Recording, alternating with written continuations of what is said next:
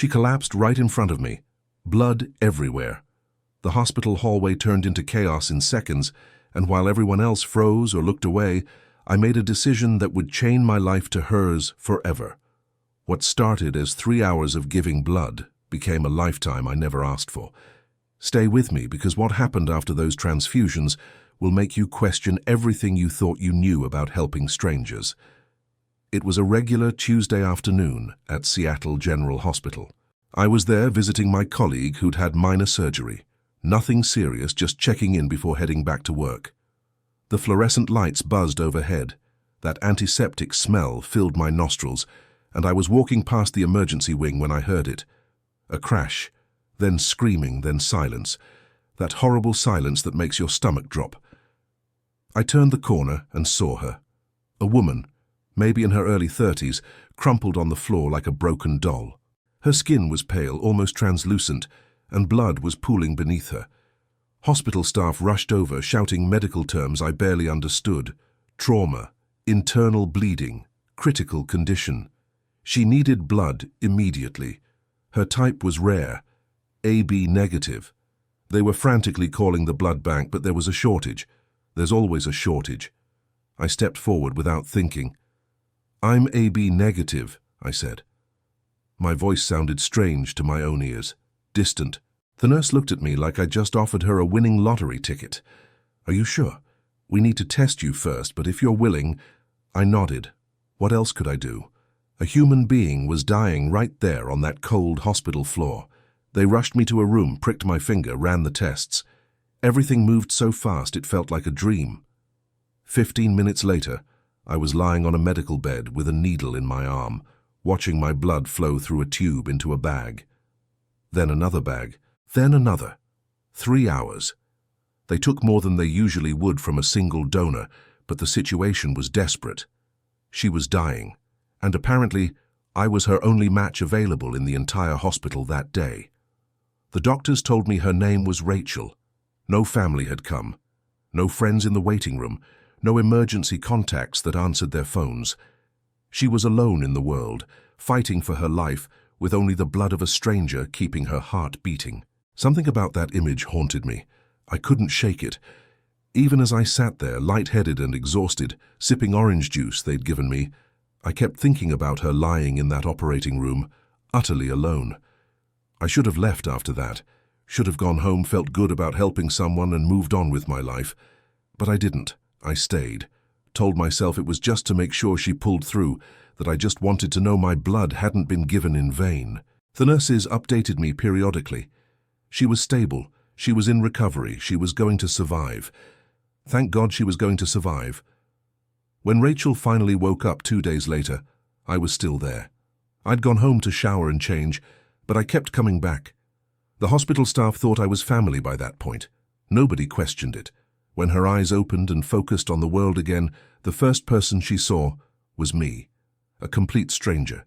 She was confused at first, disoriented.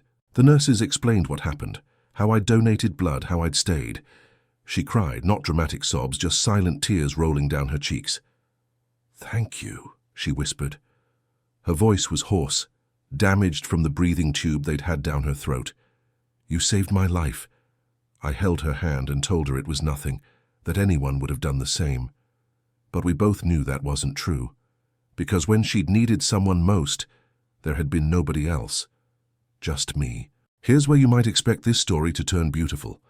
A grateful woman, a selfless man, maybe a friendship or something more. But life isn't a movie, and what happened next was nothing like what I'd imagined. Rachel latched onto me, not romantically at first, but desperately, like a drowning person clutching a life preserver. She had no one to pick her up when she was discharged. I drove her home. She had no one to help her recover. I brought groceries. She had no one to talk to during those long, painful nights. I answered her calls. Tell me in the comments, have you ever helped someone and then couldn't pull away? Because I want to know if I'm the only one who's experienced this. At first, I told myself it was temporary. She'd been through trauma, both physical and clearly emotional. Once she recovered, once she got back on her feet, she'd be fine. We'd go our separate ways. I'd be a nice memory, a story she'd tell about the stranger who saved her life. But weeks turned into months and Rachel's grip on my life only tightened. She called every day, multiple times. If I didn't answer, she'd panic, leave voicemails that started calm and ended in tears. I learned her story in pieces. She'd been abandoned as a child, bounced through foster homes. Every relationship she'd ever had ended badly. Friends drifted away. Boyfriends left. Even her last remaining aunt had cut contact years ago. Rachel had learned to expect abandonment, and now she was terrified it would happen again. With me. The man whose blood literally flowed through her veins. She said that to me once, during one of her episodes. "Your blood is in me, we're connected. You can't just leave me like everyone else." The way she said it made my skin crawl, not because she was threatening or violent, but because I could hear the desperation, the need, the absolute terror of being alone again. And I felt trapped by my own compassion. I started cancelling plans with friends to be available for Rachel. My girlfriend at the time noticed. "You're spending more time with her than with me," she said. She wasn't wrong. When I tried to explain, tried to make her understand that Rachel had nobody else, she looked at me with a mixture of pity and frustration. "That's not your responsibility," she said. "You saved her life, that should have been enough." 2 weeks later, we broke up. Rachel called that night, somehow knowing I'd be vulnerable, needing someone to talk to. The irony wasn't lost on me. My job performance started slipping. I was tired all the time, emotionally drained from managing Rachel's constant needs while trying to maintain my own life. My boss called me in for a conversation. "Is everything okay at home?" he asked. I didn't know how to answer. Nothing was okay, but it also wasn't something I could easily explain. How do you tell someone that you're being consumed by an obligation you never signed up for, to a person you never intended to become responsible for? Rachel wasn't a bad person. That's what made it so hard. She wasn't manipulative in a calculated way. She was just broken, traumatized, and clinging to the only person who'd shown her genuine kindness in God knows how long. When she was calm, when she wasn't spiraling, she was actually pleasant to be around. Smart, funny in a dark way, thoughtful. She'd remember little things I mentioned and bring them up later. She'd try to cook for me, even though she wasn't great at it, as a way of saying thank you. But those calm moments became rarer. The phone calls increased, the expectations grew. She wanted me to come over every evening after work. When I couldn't, she'd have panic attacks. Real ones, not performances. I'd hear her hyperventilating over the phone, and the guilt would crush me. What if something happened to her? What if she hurt herself because I wasn't there? The thought haunted me constantly. I tried setting boundaries. God, I tried. I'd tell her I needed space, that I had my own life to live. She'd agree, apologize profusely, promise to do better. And for a day or two, she would. But then something would trigger her, some small thing, a memory or a fear, and we'd be right back where we started. The cycle became exhausting. My friends started avoiding me. They'd invite me out, and I'd have to cancel because Rachel needed something. Eventually, they stopped inviting me. I didn't blame them. I was becoming a ghost of myself, this hollow version of the person I used to be.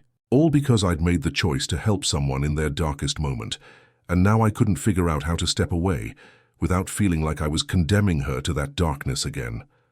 The worst part was the resentment that started building inside me.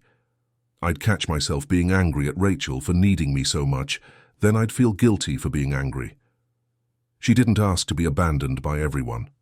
She didn't ask to collapse in a hospital hallway, and she definitely didn't ask for me to be the one person who stayed. But here we were, locked in this unhealthy dynamic that was destroying us both. I finally reached my breaking point on a Friday night. I'd planned a weekend trip, my first vacation in over a year. I needed it desperately. I'd told Rachel weeks in advance, had prepared her, had made sure she had other resources and phone numbers to call if she needed help. But as I was packing my car, she called. She was crying, said she couldn't breathe, that she was scared. Something in me just snapped. I drove to her apartment, and when she opened the door, I saw it clearly for the first time. She wasn't having a medical emergency. She was terrified of being alone for a weekend. And in that moment, I realized something crucial. By always being there, by never letting her face her fears, I wasn't helping her heal. I was enabling her to stay broken. I was hurting both of us. We had the hardest conversation I've ever had in my life. I told her I cared about her, that I was grateful I could save her life, but that what we were doing wasn't sustainable. She needed professional help, therapy, support systems beyond just me, and I needed my life back. She didn't take it well. There were tears, accusations, desperate promises to change. But I held firm. For the first time since that day in the hospital, I put my own well-being first. I connected her with resources, therapists who specialized in trauma and abandonment. I helped her find support groups. And then, despite every instinct screaming at me that I was abandoning her like everyone else, I stepped back. I didn't ghost her completely, but I established firm boundaries. 1 phone call a week. No more emergency visits unless it was genuinely life-threatening. The first few weeks were agony. She left voicemails that broke my heart. But I stuck to the boundaries. And slowly, painfully, something shifted. Rachel started going to therapy. She started building other connections, tentative at first. She joined a support group for people with trauma backgrounds. She got a part-time job. Small steps, but they were her steps, not me carrying her. It's been 3 years since that day in the hospital. Rachel and I still talk occasionally. She's doing better, genuinely better. She has friends now, a support network, a therapist she trusts. She's learned to manage her fear of abandonment, though she admits it's still a daily struggle. She thanked me recently, not for saving her life with blood, but for saving her life by letting go, for forcing her to learn to stand on her own. As for me, I learned something crucial about helping people. Sometimes the kindest thing you can do is set boundaries. Compassion doesn't mean sacrificing yourself completely. I gave Rachel something precious that day in the hospital. My blood, 3 hours of my time. But I almost gave her something I couldn't afford to lose, my entire life. And that wouldn't have been good for either of us. Would I do it again? Donate the blood? Absolutely, in a heartbeat. But I'd handle what came after differently. I'd recognize sooner that saving someone's life doesn't make you responsible for managing their entire existence.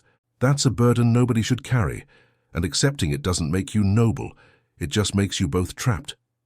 So what do you think? Was I wrong to step back? Should I have stayed and continued helping her no matter the cost to myself? Drop your thoughts in the comments because I genuinely wonder if I made the right choice. Sometimes I still question it, even seeing how well she's doing now. The guilt never completely goes away, but I've learned to live with it. Just like Rachel learned to live without depending on me for everything. That's the truth about helping people. It's complicated, messy, and rarely works out the way you expect. 3 hours of giving blood bought me 3 years of learning one of life's hardest lessons. And I'm still not sure if the cost was worth it, even though I know I'd make the same choice again if faced with that moment. Because that's what it means to be human, I guess. We help even when it hurts, even when it costs us more than we expected to pay.